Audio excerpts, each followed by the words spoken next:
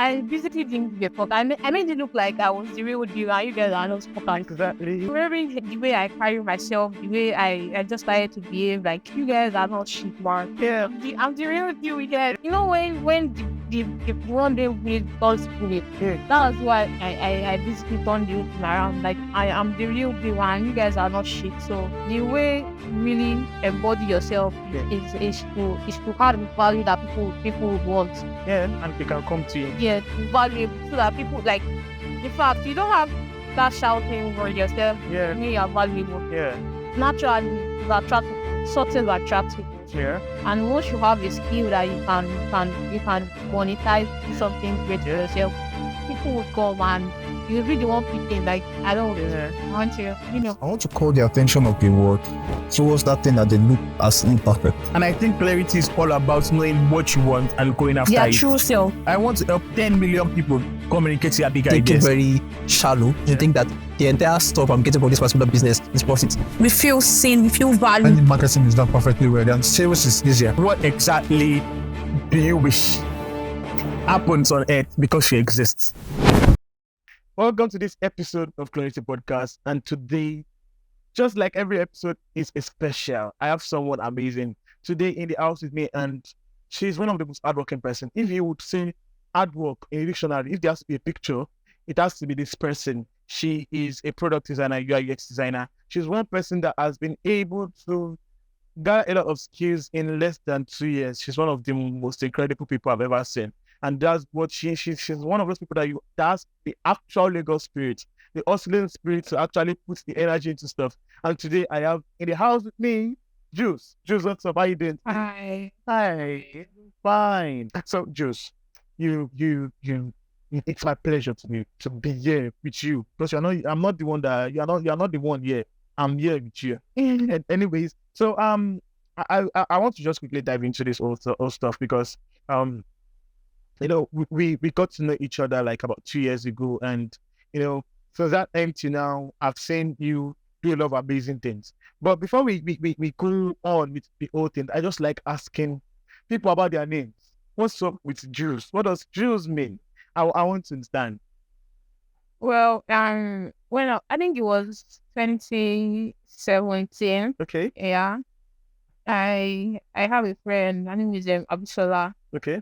Then I think we're just like trying to look for a name for I think it was my Instagram account. Okay. Yeah. Then I think we went with my third name is Efolake. We're trying to tweak the name, but it wasn't working.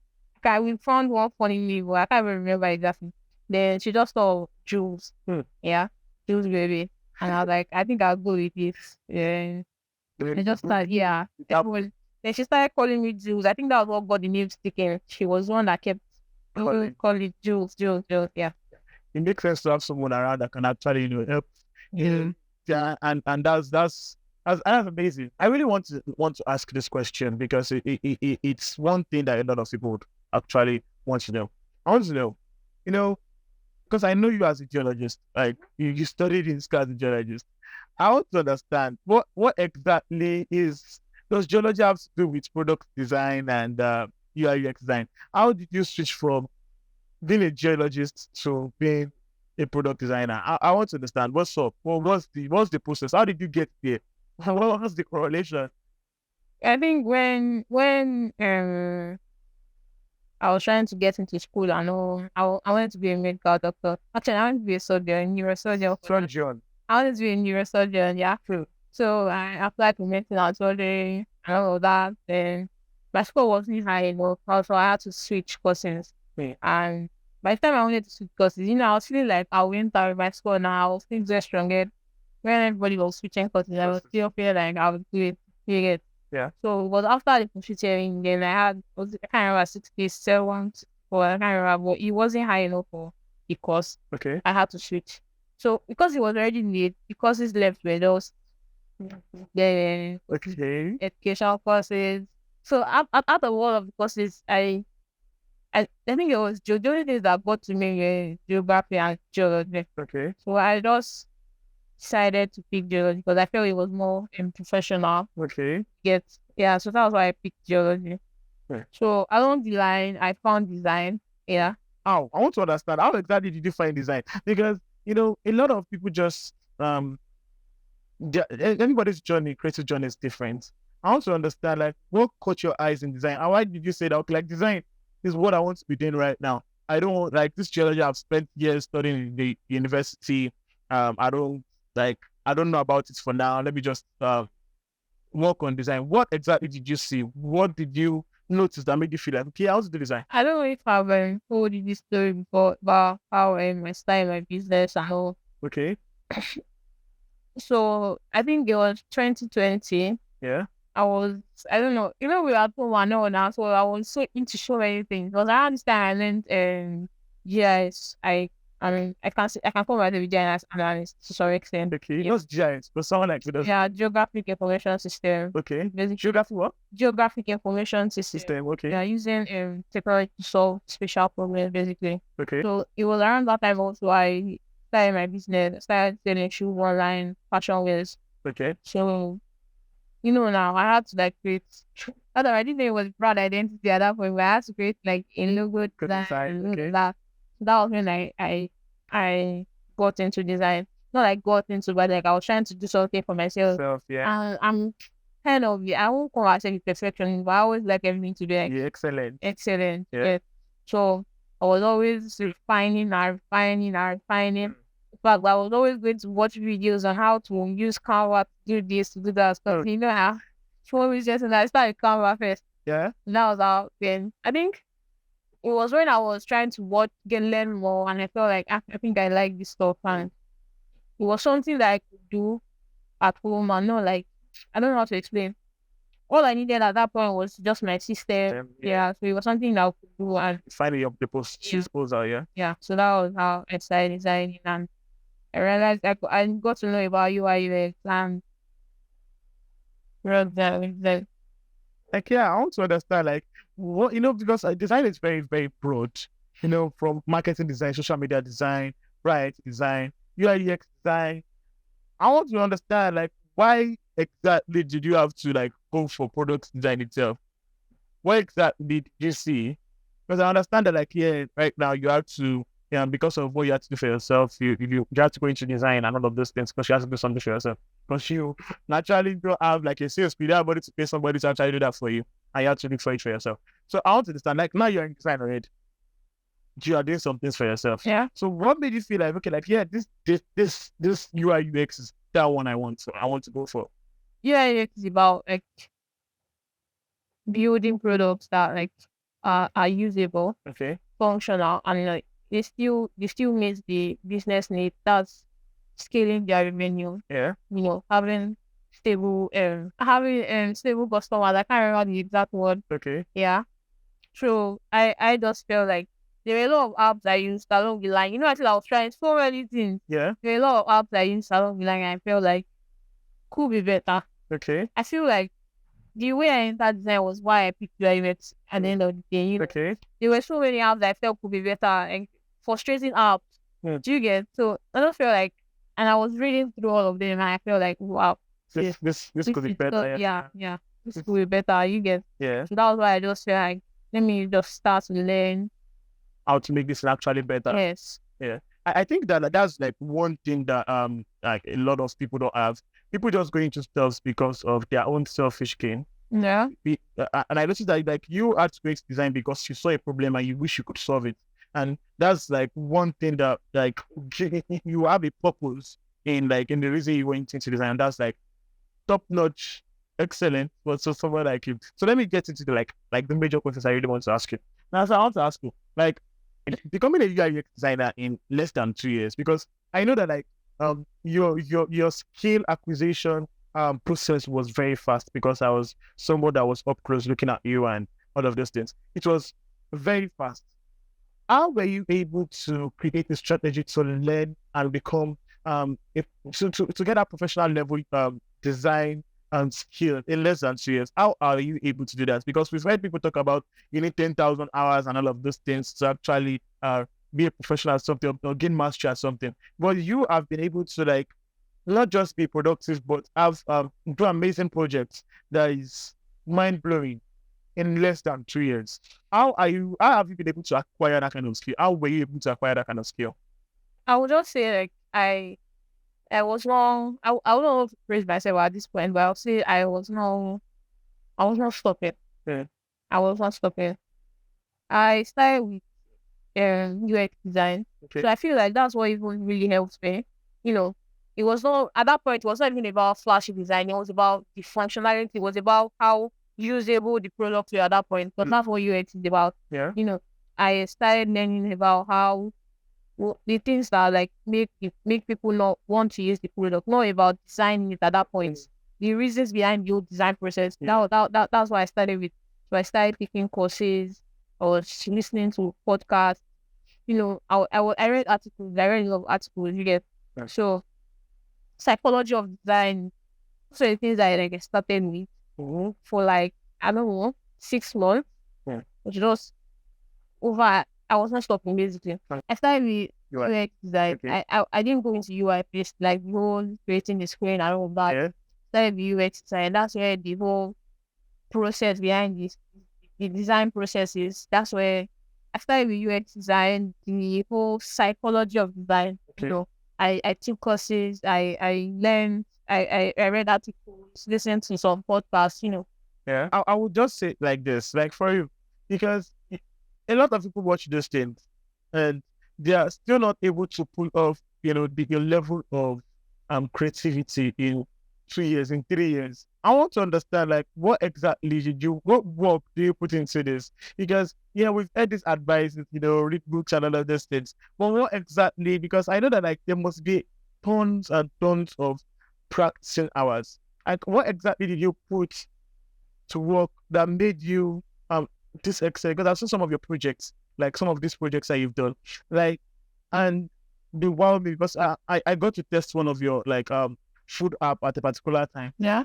And it was mind blowing because of you were just starting at that point and you like I was marveled like with the level of excellence and usability and the whole stuff. Like, what exactly did you do? How much work did you put into these things that made you feel that made you get that good? Like I said, I never stopped. Okay. Honestly, I was always on my system, on design, you know, just kept practicing. When I started, I said I started with UX design. Yeah. So when I finally felt like, okay, I think it's high time I just Try get into UI. Yeah.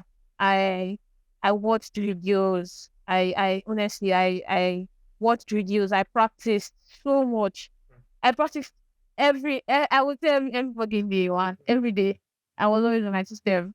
You know, there's this thing about me that if I want to do something, I started design. I find when I feel like I've started something even before I went into it. You know, mentally, I had Started the project in your mind. yes. Yeah. I was already into UI even before I started doing it physically. So like it was already in my head and everything. So I did something I've reminisced over it over and over and over and over. Do you understand? Yeah.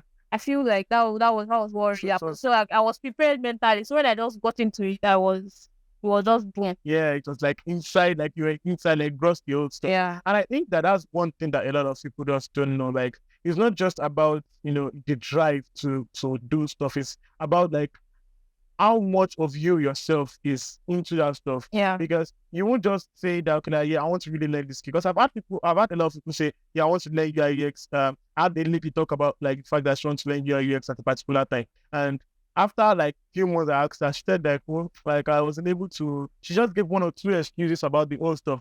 And I think that it takes a lot of courage to say that, like, yes, I am going to do this, and you dedicate yourself to it. Because in this time and age that we are right now, we have a lot of activities. I believe that you were still in school when you started this whole thing, and the as activities of your school activities didn't stop you from saying that, like, yes, I'm tired. I just came back from class. This and that and all of those things. And I think that it takes like more than just usual commitments to do that kind of thing. It takes dedication and discipline. Because I've seen you multiple times spending hours and hours and hours working on stuff. Because if there is somebody that like like is hardworking. I believe I'm one of the people that like I can say like yes, I'm hardworking. I can go all night without working. But most times I will leave you there working, and when I wake up, I'll still meet you working. I had this discussion with Joshua too at a particular time, and with Morris. We're talking, and like we're talking like Jules just will not stop.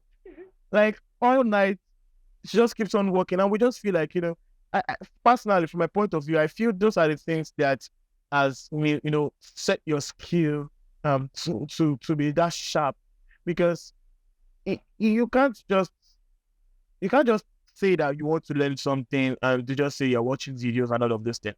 You can watch videos and learn everything, but if you don't actually put it to work, it will do no good for you. Yeah. I've watched a lot of things. I've really read a lot of books. If I was able to actually put all of those things to work, Yeah. I would hammer on that what you just said, practice. I worked on so many projects when I started. I worked on a music app. I created over close to 30 screens on that project. I worked on a furniture AR VR project. I've not entirely like released that project, but it's ready. I can say it's ready. I spent weeks on that project. I worked on the food app that I said. Around that time, I met the developer that helped me develop it kind of. So those were like I had other different projects that I eventually they are ready. I also worked on this fintech app, and I think is it prime investment. Like, and one thing I do about my project is I like to give them like names. Like, okay, I like to name them. Yeah. Personal. Yes. It's always personal. Like the food app, I named it curriculum, and I spent days looking for names for my project. Curriculum. It took me a long while before I finally picked it. Then I think the music app, I thought of Ills. Then the fintech, I named the prime investment. Wow. My audio book app, I named it Zen book. So I like to like name them. So from what you are saying right now, I want to understand something. It was not like you had like projects, like actual real projects from the beginning. You just started create projects from here and create case studies. Yeah. It took a while before I actually got like a real life project. I was always working on. I always thought of something and I would put into design. You get when I think my first very project. I had other designs, so I would say my first very project was the Ailes music app. Okay. So I just thought about it and I started writing, started sketching and all of that. So I always most of when I started designing, I thought of my project. They were what's the word now? I don't want to use the word fake projects, but they were imaginary projects. Yes, they were imaginary projects that you gave real life problems. Yes, and I gave them real names so that it felt real. It felt real because it was actually a real problem you were solving. Yes.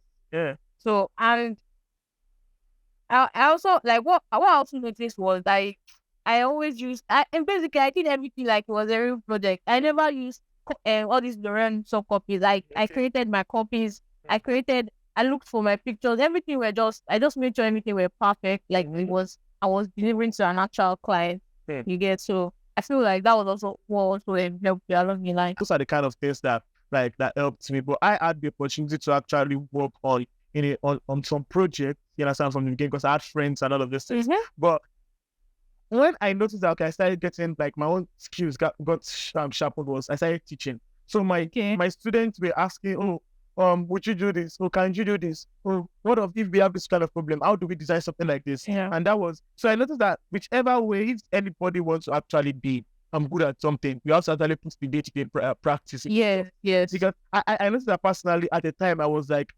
if ever for at least I would spend 8 hours on Photoshop every day. And that really sharpened my skill. And I think that that's one thing that a lot of young designers that are trying to, acquire new skills should actually do. And that's amazing. I really celebrate that effort of yours. How have you been able to overcome most of the challenges that you encounter? How do you is it that you get to see someone and correct you? I know you're a self-taught designer. How are you able to actually overcome some of the challenges that you encountered at the process? See, one thing I learned in design, my design journey is that whatever problem that you have, someone has already had a problem. Yeah.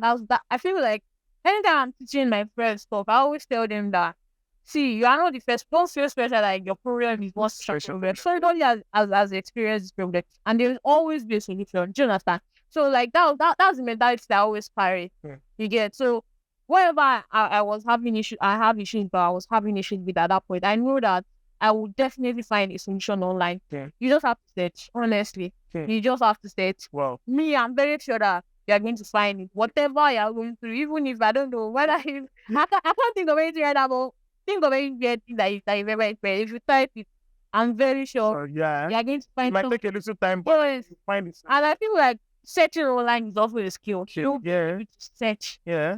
properly, yes, properly from a search engine. Yeah. So that's also a skill like some people and everybody should like try to. So have, yeah. Yeah. And that's what I tell people to as well. Like when I search for something on the same platform you search for something, we will not get the same result. Honestly, Yeah, you just try it.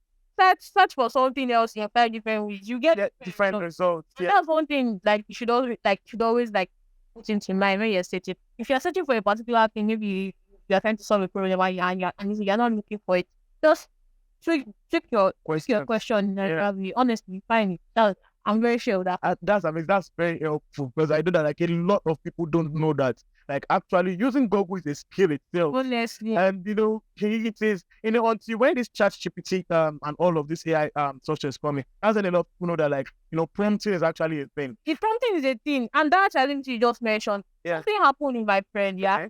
she was trying to was it a final year seminar? Yeah, Okay. so it was about suicide questions on something. I can't even remember. Okay. Well, it was about suicide agents around the whole. It was an academic work. Yeah. But then she said on the and the girl was like, like he can't. Able to, Yeah. I took her system and I spent 5 minutes on it, and Yeah. honestly, everything I gave her was what she was required. And I had the same experience. I had the same experience too. Like with I think it was analysis. This analyzing a particular project. When you want to analyze a particular maybe a book or something. Yeah. I when I was doing it for someone, like you have to like set off documents. So the person was like, you have to like, how would I analyze this document? You understand? Like they call it I think analysis generally. Yeah. Maybe they say you should analyze it, maybe a project or a book or something.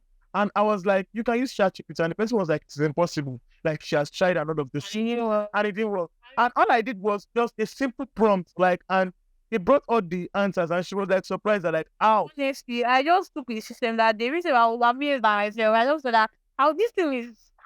We all started with the Why would you? Yeah. you. And that's what where it now comes that we just think that some of the skills that some of us have, we just think it's just a normal skill that everybody should have. Yeah. And it is something that is more valuable because of clients think that they can just do things themselves, especially with the rise of this AI and all of those things. Yes. Me being a professional, I already know the kind of language to prompt the engine with. I know what to say and all of those things to get the results that a client will not get.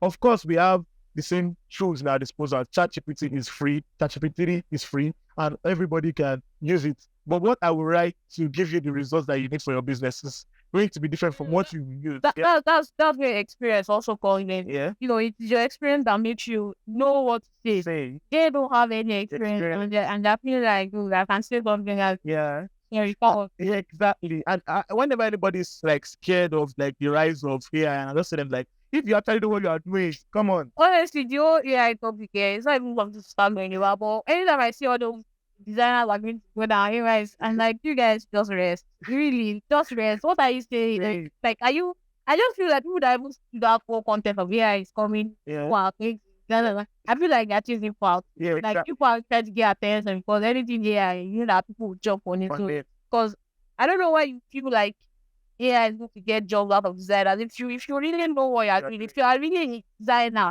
I mean, you shouldn't be scared of anything.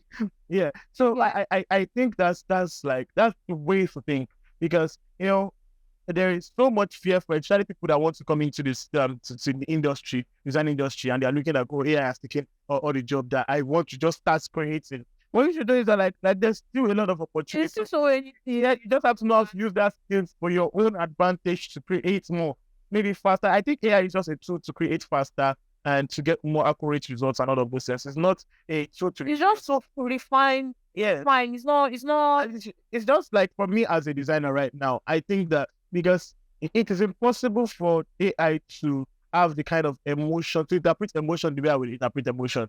And I think that that's one thing that we have to understand, that like, what do I have that AI does not have? And we should be able to just infuse that. Yeah.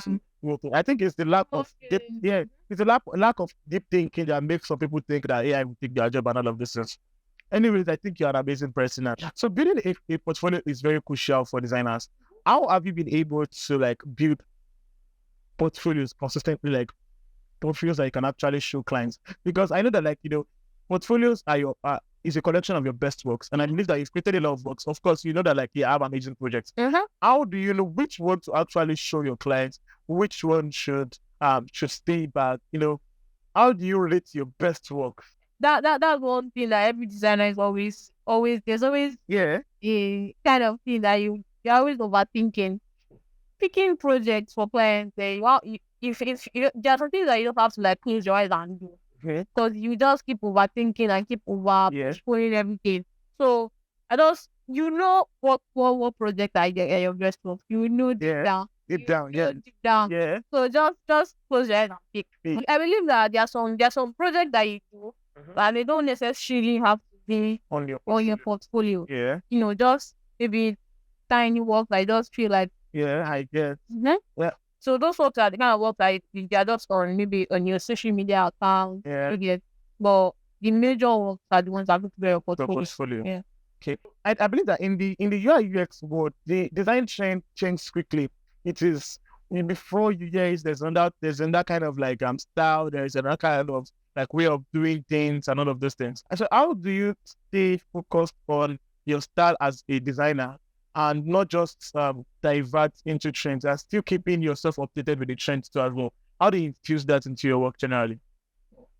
Now, when we are saying trends in UI UX design, the truth is things like product design basically. Yeah. You can't start like when I see some things online, I don't take my mind off it because in the real world, I'm sorry, your design cannot even work. Do you get? So as much as you're saying we're trying to be trends and everything, there are some things that don't standard. Do you get? You can't. There are some buttons that I see that some people use, and I'm like, come on, this can't work. Do you get? So you just have to know what works in the real world. Do you understand? What there's some things that are just basic standard, like the way a homepage is going to be like. Maybe there are different styles, Yeah. But when it starts to become like, how is it? I understand. So one thing about me is that I just always select what I feel this will work, this will work.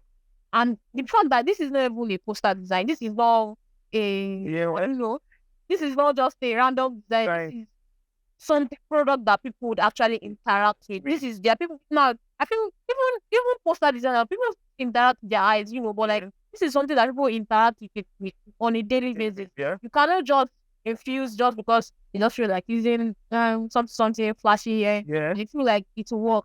Yeah. You have to just decide what works and what doesn't work in the real world. That's the way product design works. I always think that, product design from the beginning, I always think that it's just, to create something that is actually just, usable.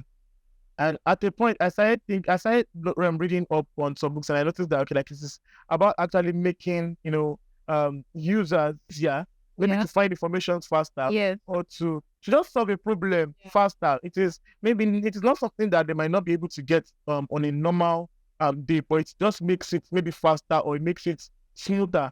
And I think that it is one thing that it is one thing to be able to create beautiful design. It is another thing to be able to solve problems that makes that particular thing work faster or maybe like smoother. Like for instance, now food delivery apps is to make the process of ordering faster. Now if I have to now like spend hours on an app to order for food for 30 minutes, it takes away speed of even like using the app. So and a lot of like apps now have that problem that you have to now spend a lot of hours trying to look for. They become frustrated. Yeah.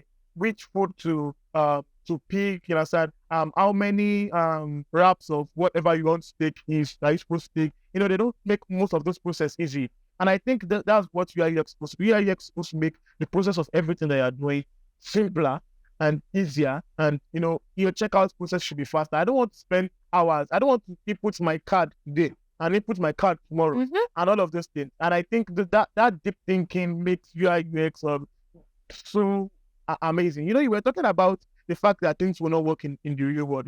There was a time that I worked on a particular project, and I noticed that the developer won't be able to actually develop what I did.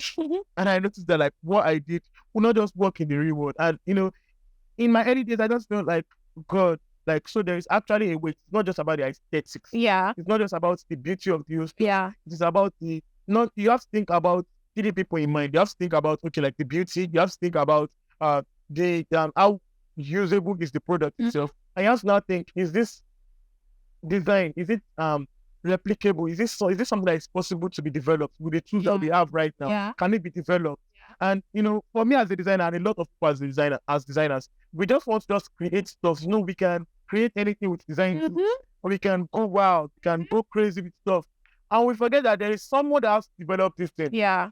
And we just don't know that this thing might be almost impossible to develop, or maybe the tool to develop that is not ready, or maybe even the person that has the projects does not have enough budget to pay developer to get that kind of to replicate that kind of design. I believe that you as a product designer, you can't just jump into a project alone. You need a lot of collaborations. I want to understand what's up. How have you been able to use collaboration? Can you share with us a project that collaboration played a very crucial part? Well, I'm going to let me talk about my most recent project. Okay. I'm working on an edtech. I'm working on an edtech startup. Yeah. Okay. It's even edtech, yes, edtech. Yes. Yeah? We were trying to create the website, like a landing page because that was not the real project. Is the real product is going to be like a dashboard where they can see all of their stuff. But they need somewhere to land on first before they can sign up and log into their dashboard. So it was supposed to, the first start was create a website. I would say collaboration was with because I'm the only designer on the team at the moment. So there's so much. The collaboration is between I and the stakeholders and I and the developer. Working directly with the people in charge of the project. They are the ones that have the vision. Yes, they have the vision. Their money is on the line. All these memes all where the client say wants a trick somewhere. That thing. I really experienced it recently. But I won't say we can't say the experience was bad because the experience is what built us in the end. Yeah. We're communicating with them. They have access to the file and everything. We went back and forth meeting, me trying to explain why this is here, my design process, and they trying to say, oh, I'm respecting the designer, but they say there's no but. Let's just, Yeah. You have to really, really explain why I did this, why I did that. Collaboration with developer in terms of you have to make the design ready for the developer. Apart from you bringing text and images, you have to make design ready in sense that it's spacing, consistent typography, sizing, and everything. So it has been an amazing experience anyway. So yeah. And I celebrate that because I feel like a lot of designers, especially young people that want to get into design, have to know that you won't just be an island of your own self. You have to. There are sometimes you have to answer to a lot of people. If you actually as a UI design, you have to be ready for collaboration and communication. Me, I'm not so good with communication. There are sometimes that is always. I honestly don't want to talk to anyone right now. But you have to because someone has to work on what you're working on. So you have to be able to even communicate your process, what you were thinking about, your thought process. There are times that I had to explain this was what I was thinking, why I came up with this. You get. So you have to really be ready to communicate. And that will bring me to a particular question, and it's about you as a designer. you have the way of doing things, like we said. You have a style of doing of a style, like like this is the way I think. This is my philosophy about design. This is how I think design should be. And how are you able to, bring the vision? I believe that the clients too has a vision. They have something in mind. How are you able to infuse those two things into each other for it to now not clash with with what the client have in mind, and at the same time you're not going out of line of your style generally? How have you been able to do that? I think that's where the whole brainstorming comes in. Okay. After we talked, in fact, and one thing that I want to say is, if you have to really communicate with your client. Yeah.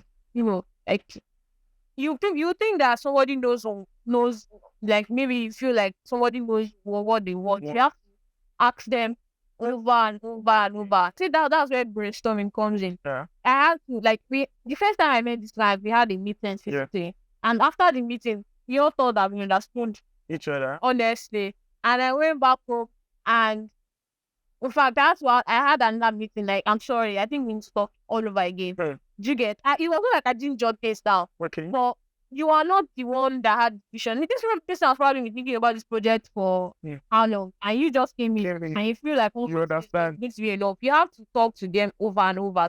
So after talking to them, that's when you now sit down. You don't even have to go to your tool first. You get, you just sit down on paper and pen, and just write down everything. Just think everything through. You get. So I think that was what I after I had 2 meetings with them, and I started to like immerse myself in the whole project. Went through inspiration side, just to go through everything. So what I think I also had this kind of mood board thing. Okay. What I envisioned the project to be like, and at some point I think I created like 2 versions for them. But one thing about creating versions is that you should yourself. There's this thing in UX, they say you don't give the users too many options. Everybody will be confused. Yeah, you can't give someone too many options. So I just make sure it's not something that eventually you'll not be confused. You now have to go back to where you were never coming from. So that's it.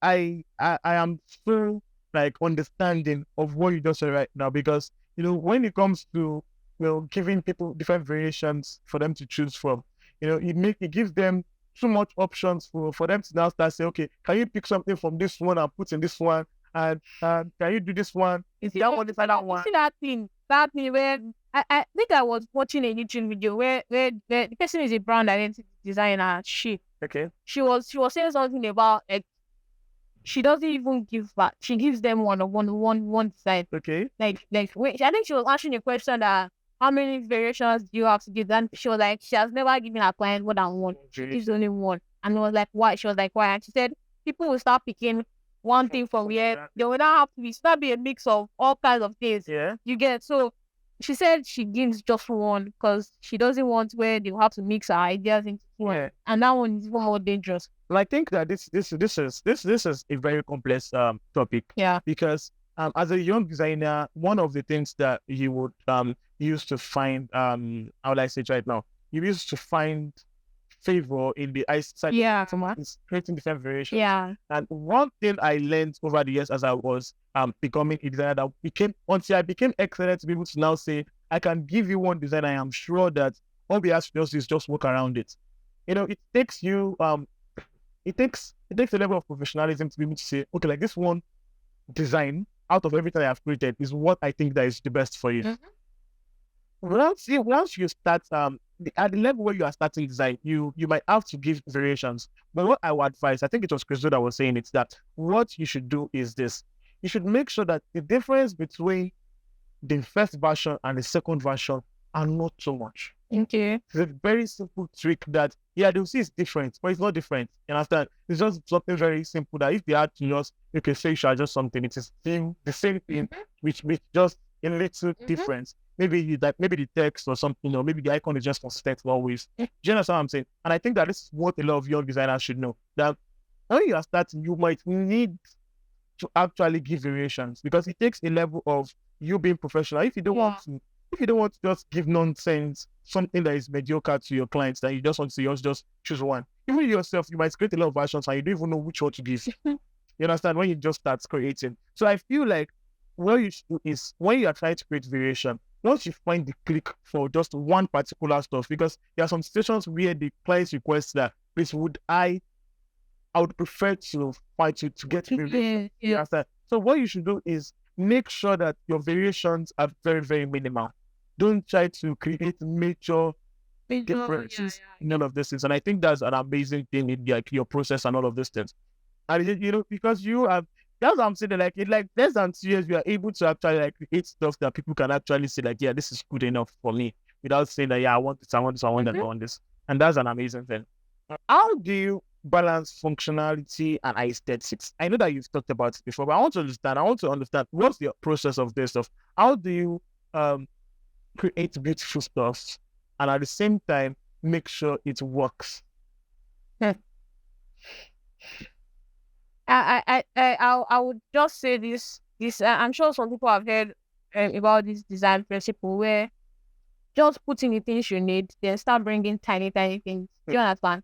Start with a clean slate. Okay. Bring it in major things. Okay. Then once you're done with the major things, then you can start putting just tiny bits, tiny salt, tiny this. Do you understand what I'm saying? So I like what you mean is like focus on what actually is important. Yes. So let me ask this question then: aesthetics or functionality? Honestly, I'll pick functionality.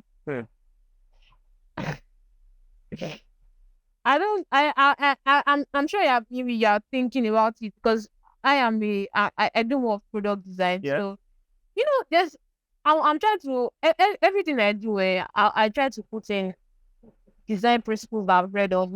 You get. Yeah. I remember a particular rule right now where even if you don't, it's not going to be functional. Yeah. Make it aesthetically pleasing that it deceives the user that it is the functional. Yeah. Do you get? So I just remember that now. I would say they both work hand in hand, but in the end, if it's not aesthetically pleasing, people would want to. Yes. Because I think aesthetics gives you the edge in competition.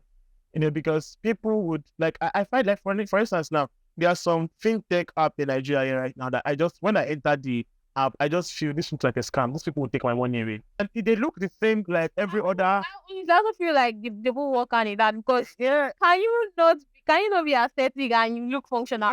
Exactly. Because they work hand in hand. Because when it comes to, for me as a brand identity designer, I feel like anytime I see a product, because anytime I go maybe to a store and everything, what makes me choose a build? What makes me choose anything to buy is how it looks. Sure. You understand? So I feel like for this thing to look this way, it's not actually be good. You know what I'm saying? Yeah. So, and I think that that's one thing that we have to. Also, it's psychology thing. Yeah. So I think that because for instance, in brand strategy, when we want to do products design, we make sure that, like, let's say we are doing stuff for kids right now. You know that the products are not designed for adults. So we know that, like, when these things are on the shelves in maybe in stores, we make sure that, let's say we have characters on the product design, we make sure the characters are pointing down, so they are looking directly into the children's eyes, and that is strategy. That's that's functionality in the aesthetics. So it is still functionality, but at the same time it is in the aesthetics. You understand what I'm saying? So we're not making, for instance, now if you go into a store and you see maybe like a product with a superhero, of course the superhero might be looking up like this, but no, the eye in design for a good product, the packaging designer, the eye must be looking down to look at the age of the people that it is targeted on. It won't be looking, the eyeball won't be looking up. No. Do you understand what I'm saying? So I believe that that's aesthetics. But in that aesthetics, there's a lot of functionality in it. And I feel like those things work hand in hand, and we should not separate them. I feel like the same how would I say it right now? The same kudos that is given to a UI designer should be given to a UX designer as well. And you have been able to like combine the two, and that's like an amazing thing. I feel like, this is what a lot of people don't understand in around the world. I want to ask you a question right now. Why did you combine UI and UX together? those things are they are two different things, even though they are like in the same industry. Why do you combine the two of them together? Like, now it's almost like we are comparing aesthetics and functionality, right? Yeah. The truth is the both of them eventually work hand in hand. Yeah. You understand? If it is going to be, if you're working in like maybe a large company where there's a UX designer, there's a UI designer, I believe like you have the freedom to choose one. I'm going to say at the end of the day, I've never really worked in that setting before, but I believe like whatever is going to be like released by the UI designer, the UI designer has to even eventually check on it because she was the one that like did the whole wireframe. You just went with the pattern of the whole thing. Yeah.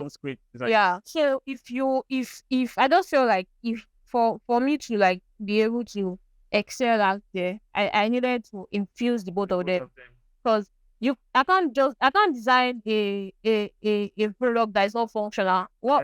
Nobody's going to use it. So for me to be able to do something amazing out there, I needed to design it too. I needed to go into UX design. That's why I said I went into UX design first, so that I understood the whole idea of everything, how product should be, the features of the product, what things to take when. Do you understand? Yeah, I think this is what a lot of people don't understand about Nigerians, and sincerely, a lot of people think that like because you go into UI UX design and all of those things, UI UX design that you must be just good at one.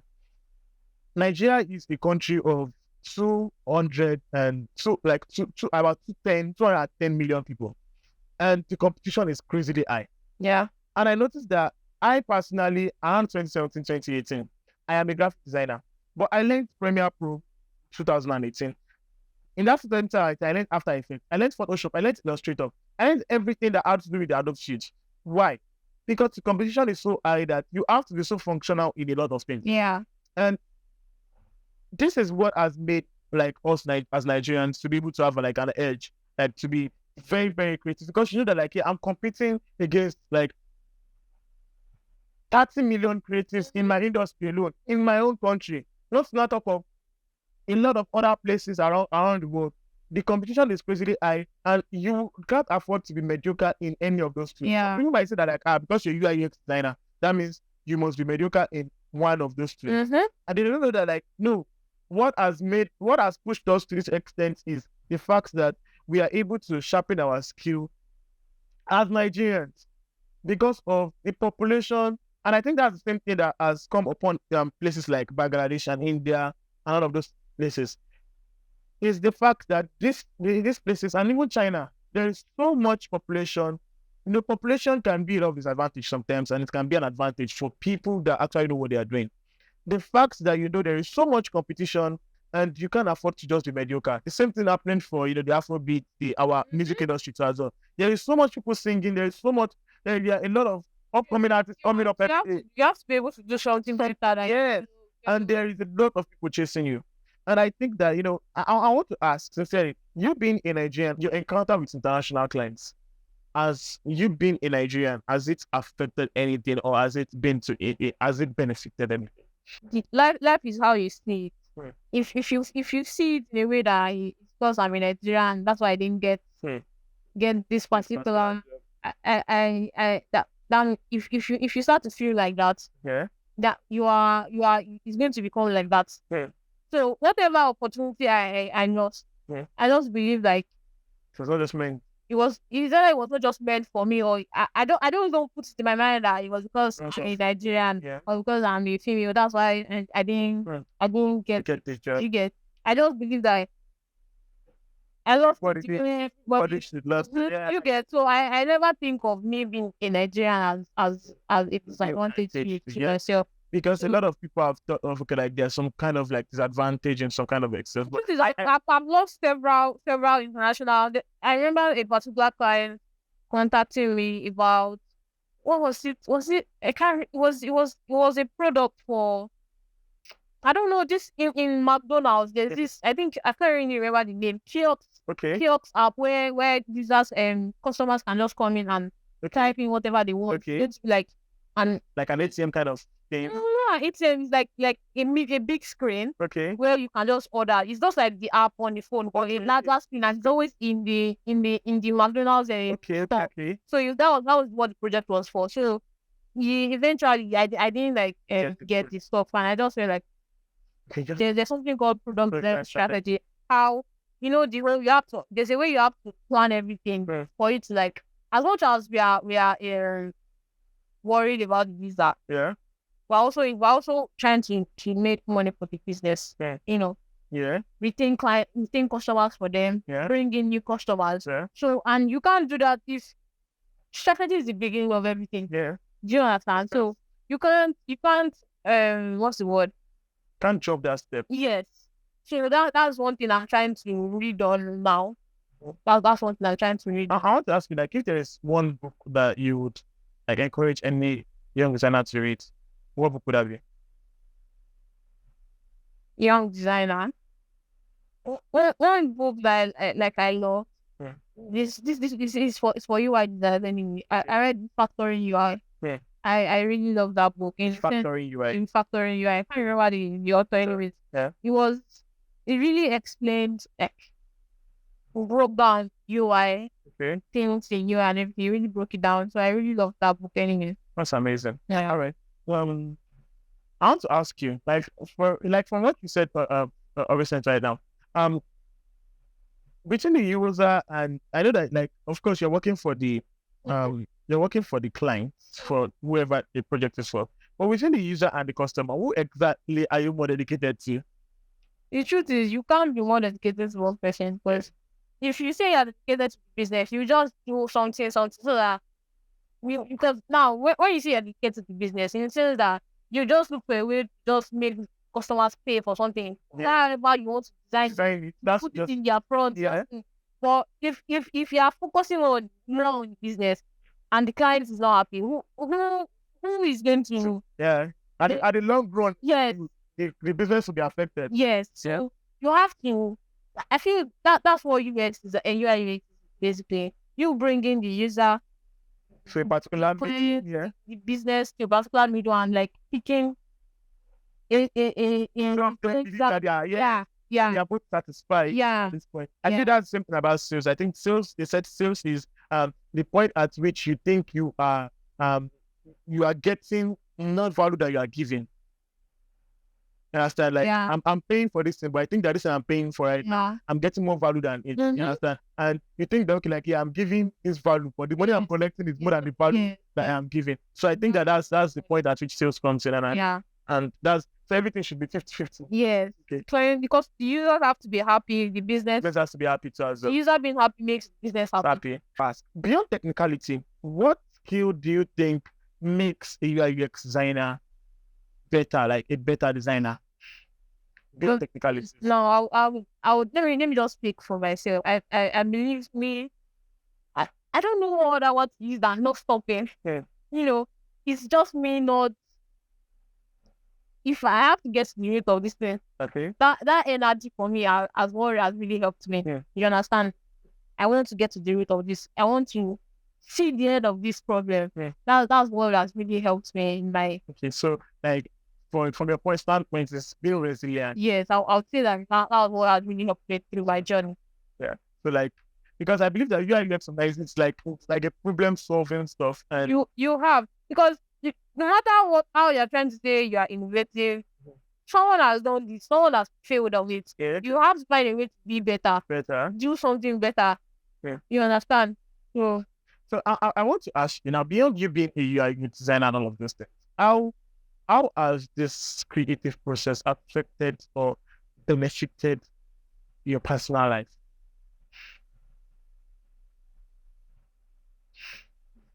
As I know, as well. Okay. Like, I believe that, like, you being like the road at which your work being a UI UX designer, how has it affected, your relationships with people, like your connection with people, like your family, like your career as a UI UX designer? How has it impacted? I feel like UI UX it has really affected the way I see the world. It's like, honestly, I won't say I was the person I was. I am the person I was 3 years ago, I definitely am not, because have my let's say mentality. Yeah. It has really changed. My thought process has really changed. It has really affected. No affect. It has changed the way. Restricted. Yes, I see the world. Right now, the fact that I'm always wanting to solve a problem, wanting to see the end of this thing. Like I'm going to solve this. Okay.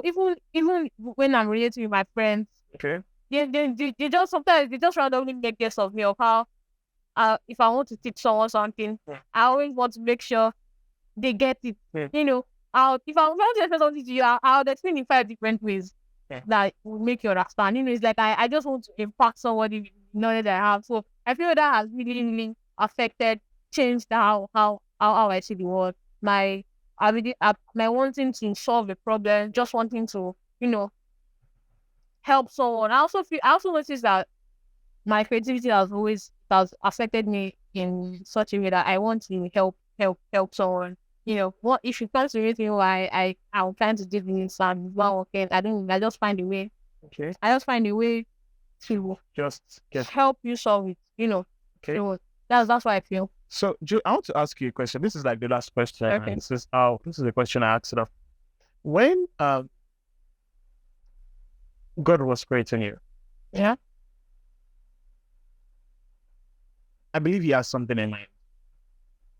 So I want to ask you, what do you wish from who you are, beyond design, beyond your creativity, beyond UI UX? What do you wish exists because you exist as a person? What do you wish this world is going to get because you exist?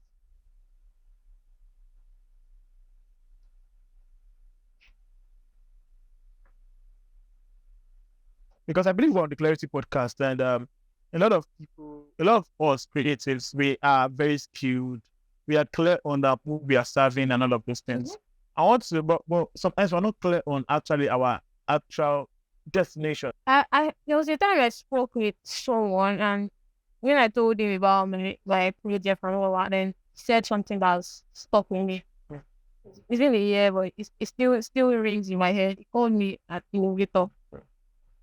So I would want to live to that expectation, create something that would last.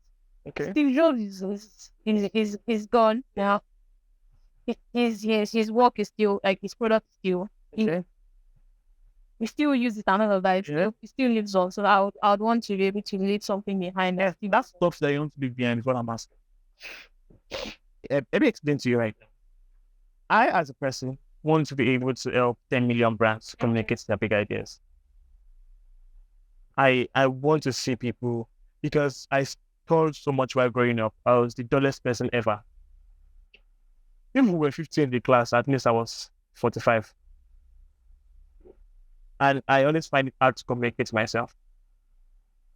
And at a point, I think that it is not just the fact that I was dull. I was just not in the right habitat. So as I grew up, I find out that there's a right place for me to be able to express myself, to be able to perform to my full capacity. And I want to help a lot of people express themselves and perform to their full capacity, and put them in that mindset of where they are supposed to be able to perform their full capacity. So that's what I want for the world. I want 10 million people to be able to identify, communicate their big ideas. Okay, clear. Yeah. And I believe clarity comes from our greatest struggle. Your greatest struggle is a direction to who you are meant to be. Let me put this way, just like in the Bible. Moses was deep inside water, and he floated to Egypt, and his major problem that he had to solve was to pass the Red Sea. Mm-hmm. Jesus was the son of the carpenter, and at the end he was crucified with nail and wood. Mm-hmm. Are you seeing the pattern there? Yeah. So, and we have a lot of people like that they had things in their lives that your major challenge is a pointer to who you are and who you are supposed to be. And it gives you clarity. Your challenge is actually a pointer to actually be clarity to who you are supposed to be and what you're supposed to do to the world. So I want you to like right now, because think, how has your major challenge lately or in past days, how has it affected like your mind and say, okay, I don't want to see this that's happening to me in the world and I want to really change it? Or you don't have any challenge? You don't know. What do you want? You want to just be a designer and just go. Oh, Right? You want to create businesses for your children and just go.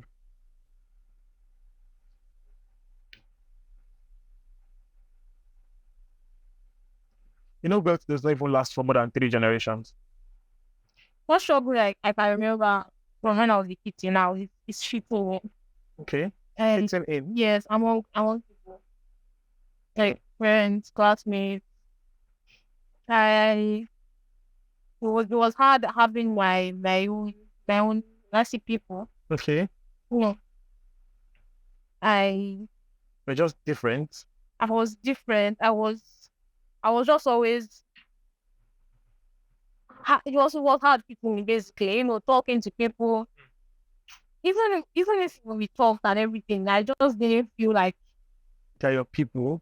I just didn't feel that Connection. yeah. Even when I was in primary school, it took a very long while before I finally found okay, this is Someone. yeah. Even the someone that helped me, but you now you can say you have childhood friends. Okay. I don't have any childhood friends. Okay. I don't have any childhood friends. When I got to secondary school, I don't think I had friends till like, maybe SS class, SS1, Okay. honestly. So fitting in has always been a struggle. When I entered UIT, it was girl boy eventually talked. I feel like I'm always trying to maybe eventually be closed in, or I don't know. Okay. Like And how has that restricted you in any way? Or how have you been able to overcome that? And you overcoming it, how has it benefited you? Or you not overcoming it? I want to understand, like, what are you saying about it right now? I believe that right now you are gaining a little bit of, okay, like, you know who you are right now. also that I talk about natural why I don't know why other people like Okay. I believe that, like, basically it's about, I don't think we should fit in. okay. Generally, there is, I was trying to study the reason people actually blow in quotes, the reason people become celebrities, and I noticed that there is nobody that's actually had it big as that, and that's the major that's one of the major reasons for the Clarity podcast. Like, so for you to identify that thing that makes you special and how to infuse it in your own life. Yeah. Because if there is no use in being like everybody, because that means you are replaceable. And so I believe that like you could help people to actually own it. People want to be that. People are in the same challenge. People have the same challenge. There are millions of people that have the same challenge. How can you help them to own it? Anytime we went on holidays in school, secondary school, and then I was because I didn't have any friends. Yeah. I didn't have any friends. Yeah. I was always trying to read. Yeah. I feel like that's what made me excel in science class. I read science books. Yeah. I was I am very good in biology and physics. I just didn't get chemistry. It was never my strong point. Well, because of how I read, I was very good in sciences. So I feel that alone, the fact that I didn't have so much Yeah. to focus on, Yes. it made me focus on what I was supposed to focus on. Now, Okay. when when I started to have projects in this class, I don't remember right now that around that time my grades will start to go down, Okay. figure that kind of thing. Okay. So I feel like you can create a community around people that actually have the attitude of being alone. Now, of course, everybody has to have social skills. It's important in connecting with people. See that social skills. I think that's what exactly what I don't really have. Okay. I think that like you've been able to do that. You might just not know. But I feel like for me too right now, I would say I don't have social skills. But the fact that I was able to get something that I know that people want, it made that skill a social skill for me. I don't really understand what I'm saying. The fact that I have something to offer to the world, you understand, and people interact with me for that reason, it made that a social skill for me. You understand? Social skills are about interactions and all of those things. But if there is nothing to interact with, like if there's, you understand what I'm saying? Yeah. If you have nothing, let's just imagine I was not a designer. I just went to school and all of those things. And yeah, there was nothing. There was nobody to talk about design with. You understand? There was nobody to talk about clarity. There was nobody to talk about the same thing. It is you. You only socially interact with people that have the same mindset as you. Yeah. You understand? So I feel like you could just teach people to own their will I call it introverted states. So own their aloneness in creating something big enough that people will be attracted to them. They don't have to go out to actually meet people. People come, they make themselves magnets. I feel like I kind of relate to what you just said. It's just that I was trying to say something the other time. How I overcome this in the sense that I didn't want to use the word I didn't give a fuck. Yeah. I basically didn't give a fuck. I made it look like I was the real deal and you guys are not fuckers. Exactly. Like I feel like that was all like remembering I remember the way I carry myself, the way I just started to behave like you guys are not shit, man. Yeah. I'm the real deal, you guys. Yeah. So I made it look like I am the one that's come. Because actually you are. Do you get? I made it look like I would not want to say. I made it look like you know when the one day bullied because bullied. Yeah. That was why I basically turned the whole thing around. Like I am the real deal and you guys are not shit. So you guys have to come to end. I feel like that was where I overcome in my mind. Like Not wanting, but actually staying on your own. yes, I'm not Attracting. yes, I'm not wanting to. I don't want to be in your clique. in your clique. I'm me and you guys should even come Come to my clique. Yeah. So And how are you able to advertise that they should come to your clique? Because I believe everybody's selling themselves. feel I don't know the way I Carry yourself. yeah the way I tend to behave. You know. For these things now, there is a lot of people, there are a lot of children being bullied. Out there are a lot of children that are alone. There are a lot of children that like they're just the only child in their family and they don't have opportunity to play with other people and they have very low social skills. There are millions of them out there. Your sole reason for going through those things is to be able to share your story with those people and teach them to actually overcome those things. There are a lot of adults that they even in their workspace, they don't know how to actually stay on top. They don't know how to have to be on their A game. A lot of people that they are even in a lot of like executive places, but they are doing their work, but they don't. Yeah, they are still in their shell. But you have been able to like, okay, say yes, I don't give a F about whatever, and this is how you can drop nuggets about these things. You can build a life about these things. Even with your UI UX, it can be something you preach about. It has to be something you have to be clear that yeah, this is a reason. Because if you don't have a reason for doing something, as time goes on, you just lose the reason. You just lose the drive to do something. There has to be a reason why you're doing something. Because right now you have a social skill right now that made you to be invited for this podcast. If you don't have like this skill, you won't be invited for this podcast, which means you have no interaction or social interaction. So, but because you have this particular skill, it made someone like me to say that, like, yeah, this person is somebody I really want to have on because of she's maybe able to build something that I really think that a lot of people think that is valuable. So I think you can advise people, you can show people that like if you can do this, you can actually attract more. So can you put it towards of what you want to do?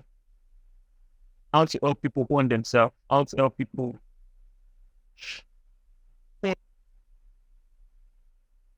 Yeah, I don't want to use confidence. Why not? I don't know. Generic. Yeah. Or whatever. Doesn't it's the Can't say what people do. Just say anything. embody themselves. Like, Okay. I want to help people embody who they are, their true self. Right. You know.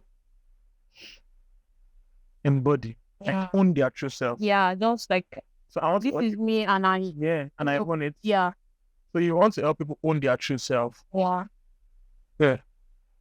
How? Like Yes, you can say by learning new skills, by becoming actually, I feel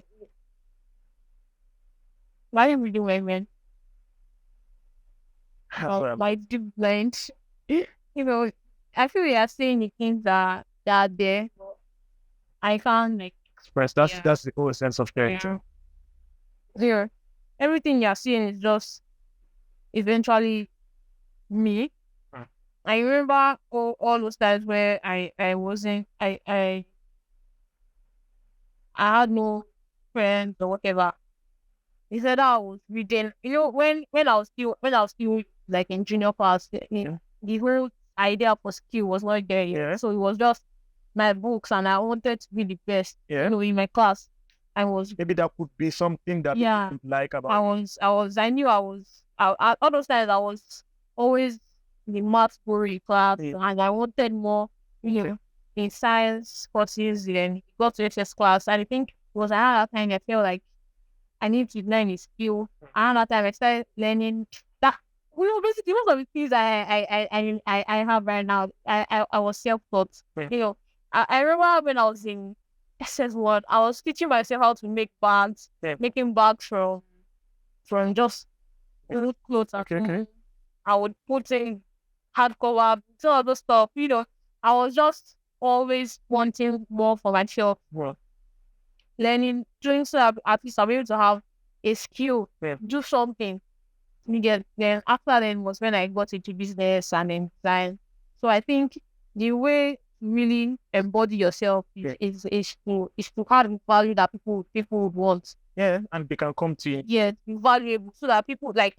In fact, you don't have to start shouting for yourself. Yeah, you are valuable. Yeah, naturally you attract people. Success attracts people. Yeah. And once you have a skill that you can monetize something great for yourself, people will come and you'll be the one picking. Like I want to, you know.